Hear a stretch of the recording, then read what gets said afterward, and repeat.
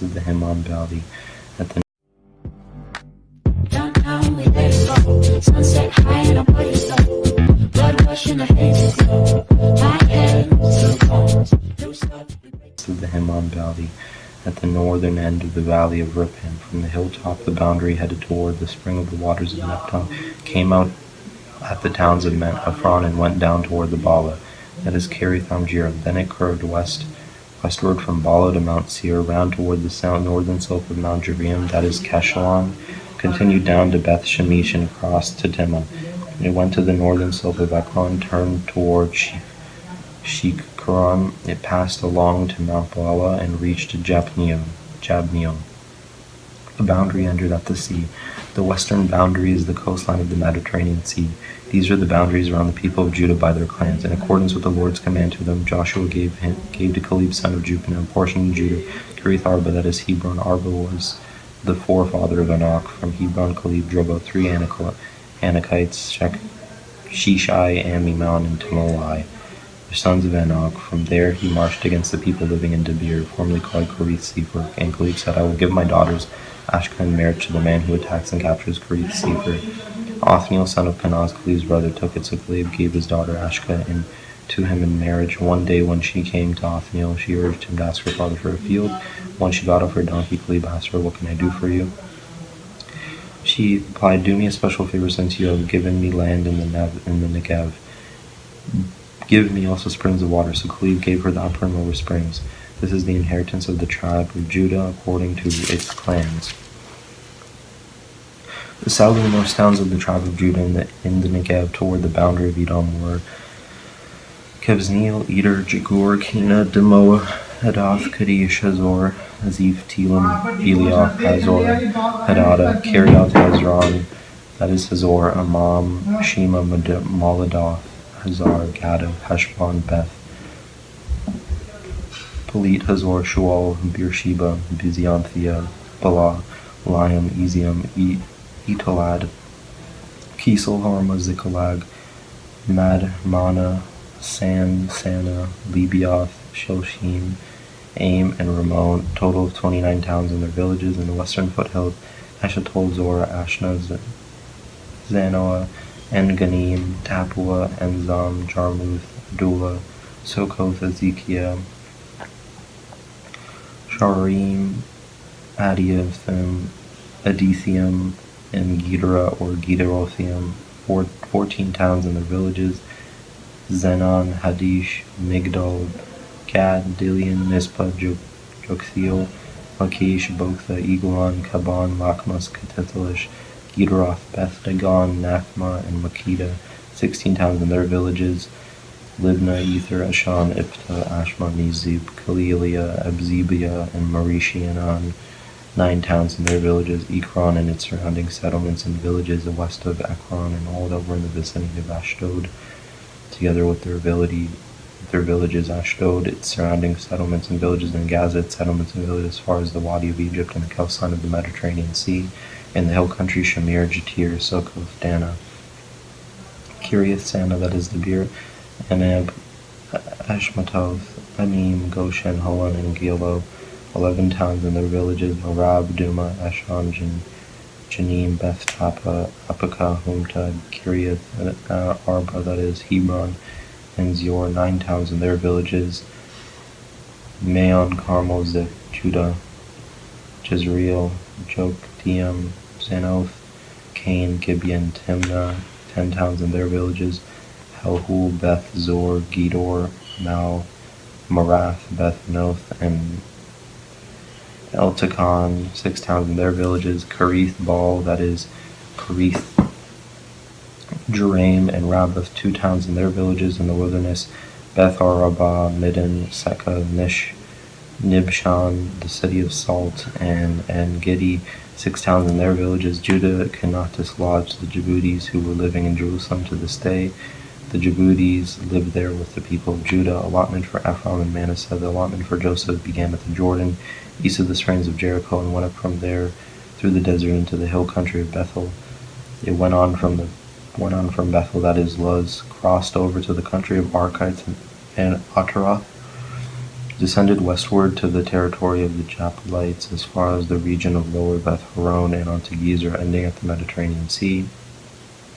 So Manasseh and Ephraim, the descendants of Joseph, received their inheritance. This was the territory of Ephraim according to its clans. The boundary of their inheritance went from Atroth Adar in the east to Upper Beth Horon and continued to the Mediterranean Sea. From Makenoth on the north, it curved eastward to the town of Silwal, passing by it to Janoth on the east. Then it went down from Janoth to Torah and Nara, touched Jericho, and came out the Jordan. From Tapua, the border went west to the Kana ravine and ended at the Mediterranean Sea. This is the inheritance of the tribe of the Ephraimites according to its clans. It also included all the towns and the villages that were set aside for the Ephraimites within the inheritance of the Manassites. They did not dislodge the Canaanites living in Gezer. To this day, the Canaanites live among the people of Ephraim, but are required to do forced labor.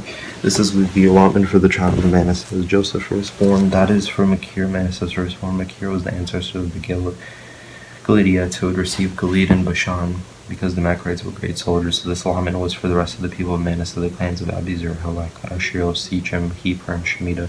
These were the other male descendants of Manasseh, son of Joseph, by their clans. Now Zelophehad, son of Hefer, the son of Gilead, the son of Machir, the son of Manasseh, had no sons, but only daughters, whose names were Mala, Noah, Hoglah, Millah, and Tirzah. They went to Eleazar the priest, Joshua, son of Nun, and the leader said, "The Lord commanded Moses to give us an inheritance among our relatives." So Joshua gave them an inheritance along with the borders of their father, according to the Lord's command. Manasseh's share consisted of 10 tracts of land besides Gilead and Bashan east of the Jordan, because the daughters of the tribe of Manasseh received an inheritance among the sons. The land of Gilead belonged to the rest of the descendants of Manasseh. The territory of Manasseh extended from Asher to Mikmanath, east of Sechem. The boundary ran southward from there to include the people living at Tapua. Manasseh had the land of Tapua, but Tapua itself on the boundary of Manasseh belonged to the Ephraimites. Then the boundary continued south to the Canath ravine. There were towns belonging to the Ephraim lying among the towns of Manasseh, but the boundary of Manasseh was in the northern side of the ravine and ended at the Mediterranean Sea on the south. The land belonged to Ephraim on the north to Manasseh. The territory of Manasseh reached the Mediterranean Sea and bordered Asher on the north and Issachar on the east. Within Issachar and Asher, Manasseh also had Bethshan, Ibleam, and the people of Dor, Endor, Tanakh, and Megiddo, together with their surrounding settlement, the third in the list of Naphoth. Yet the Manassites were not able to occupy these towns, for the Canaanites were determined to live in that region. However, when the Israelites grew stronger, they subjected the Canaanites to forced labor, but did not drive them out completely. The people said to Joshua, "Why have you given us only one allotment and one portion for an inheritance? We are a numerous policy, and the Lord has blessed us abundantly." "If you are so numerous," Joshua answered, "and if the hill country of Ephraim is too small for you, go up into the forest and clear the land for yourselves there in the land of Perizzites and Rephaites." The people of Joseph replied, "The hill country is not enough for us, and all the Canaanites who live in the plain have chariots filled with iron, both those in Bethshan and its settlements, and those with the valley of Jezreel."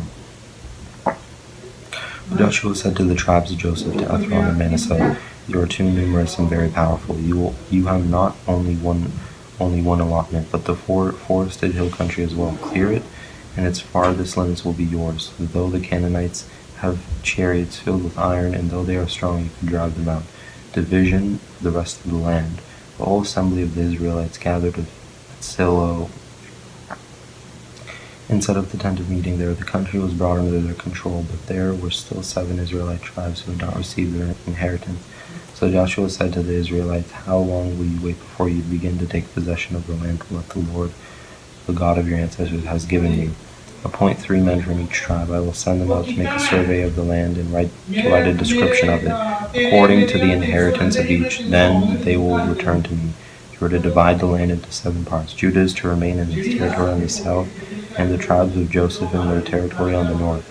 After you have written description of the 7 parts of the land, bring them here to me, and I will cast lots for you in the presence of the Lord our God. The Levites, however, do not get a portion among you. because the priestly service of the Lord is in their inheritance. And Gad, Reuben, and the half-tribe of Manasseh have already received their inheritance on the east side of the Jordan. Moses, the servant of the Lord, gave it to them. As the men started on their way to map out the land, Joshua instructed them, "Go and make a survey of the land and write a description of it. Then return to me, and I will cast lots for you here at Silo in the presence of the Lord."